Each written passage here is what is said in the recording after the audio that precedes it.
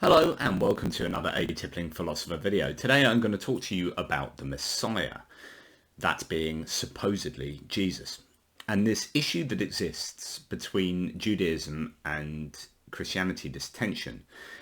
My view is that Christians don't really understand the notion of what the Messiah is supposed to be as far as the Jewish context in which Jesus sits.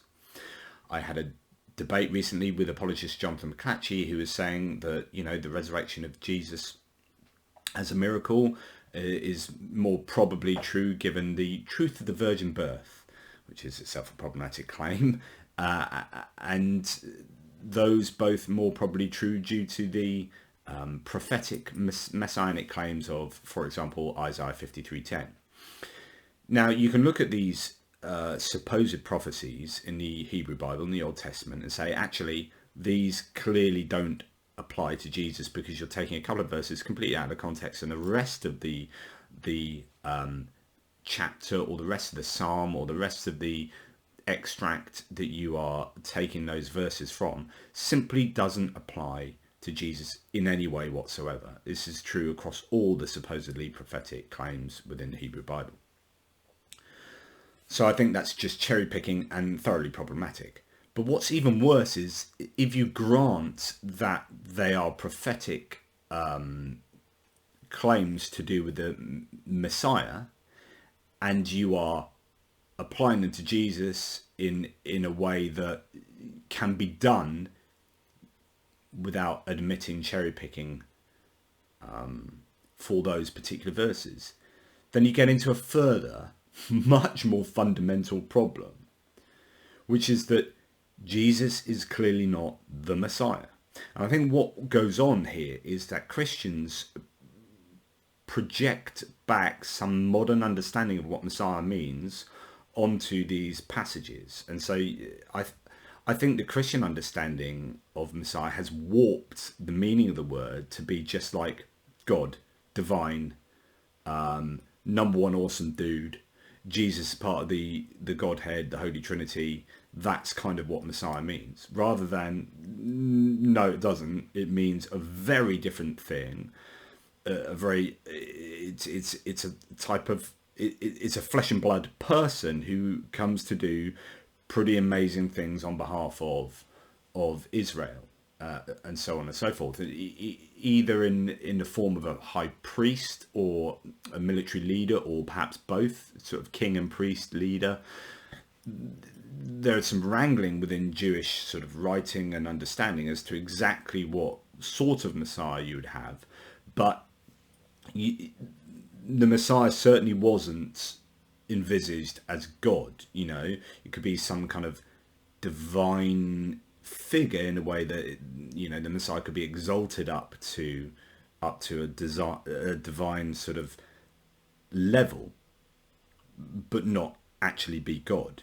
You could, and I think that's how you properly understand Paul and then Mark, Matthew and Luke, is I think they're thinking Jesus is the Messiah, which is a supremely awesome person who is adopted up to a level of divinity without being God itself. So you can have a sort of double worship thing going on there. Some call it a binary worship, where you'd have your overall God worship, but then a bit like a Mary in Catholicism, you have the exalted level that the Messiah or Mary is brought up to, where they act as a sort of conduit through to God, as well as having their own sort of divine status. What's particularly problematic for Christians is the idea that the Messiah was supposed to bring peace to Israel. What happened as soon as Jesus died? Jerusalem was razed by the Romans. I mean, complete, destruction. And then Israel has been in conflict literally ever since. It's an absolute hotbed of armed conflict or political tension, and certainly not peace. there is, to me, absolutely no way that you can propose that Jesus was actually the Messiah as properly understood. If you think Jesus is a Messiah, he is the worst, most failed Messiah. He was executed, Jerusalem was then razed, and Israel has been in conflict ever since. You know, it's worth going back to the Hebrew Bible, to the Old Testament, to have a little look at some of the things that were claimed of the Messiah. I mean, you know, I can hit you with a bunch of different sort of messianic statements within the Hebrew Bible. So let's go through some of them. He will be a national hero and will vanquish the enemies of Israel. So to quote, and this is from Jeremiah 33:16, in those days shall Judah be saved and Jerusalem shall dwell safely. Didn't happen.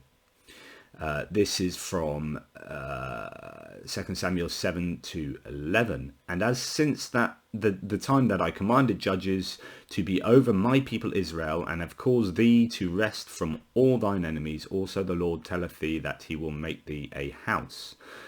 And from Psalm 72:11, yea, all kings shall fall down before him, all nations shall serve him.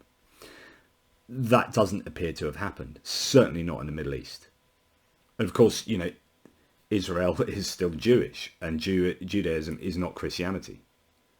And then you've got Islam surrounding Israel, menacingly so, one could argue. So I think it is really problematic. He will be the light unto the nations. So this is from Isaiah 42:6-7.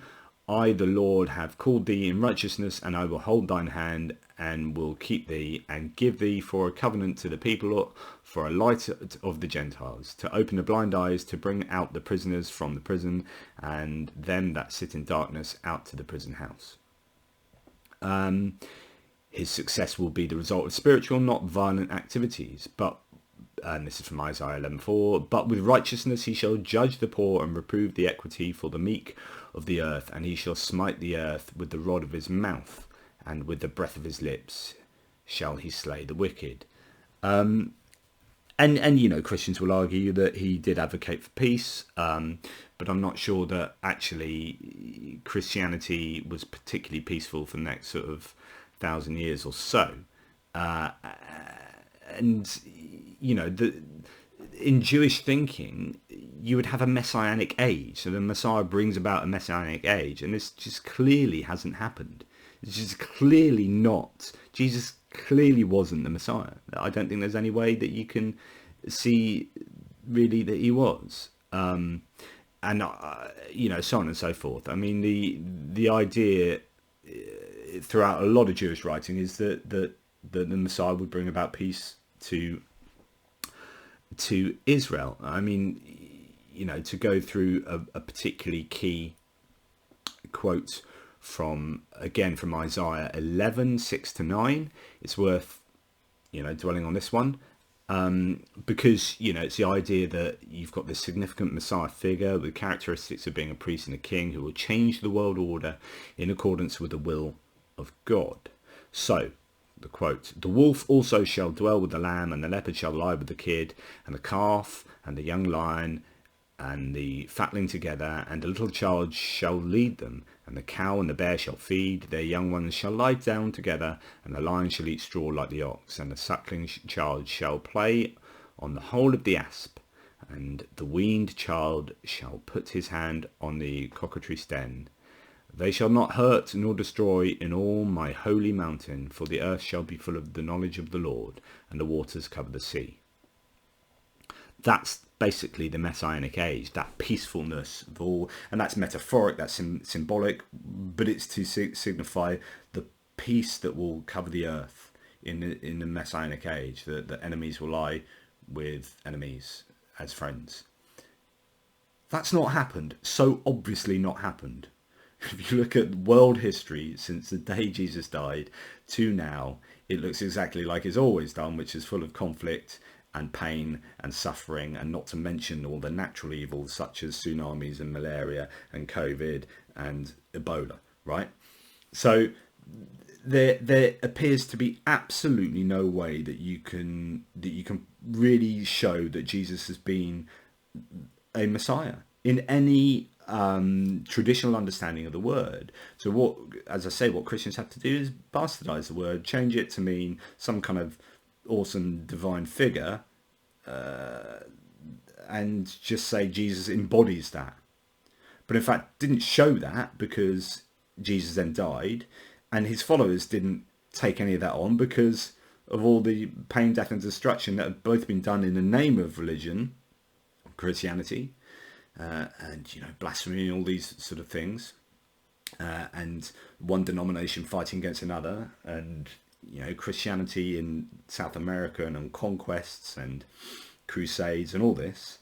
The followers have just not taken on these ideals, and so it's just a failed messianic age. It's not a messianic age, and Jesus wasn't the Messiah, in the same way that he's also a failed apocalyptic prophet, because the end times didn't come along, the eschaton didn't happen, and in this generation had to then be changed, so that over the course of the Gospels you had people kind of reinterpreting the claims of Jesus because the end times didn't happen, and that's really uncomfortable.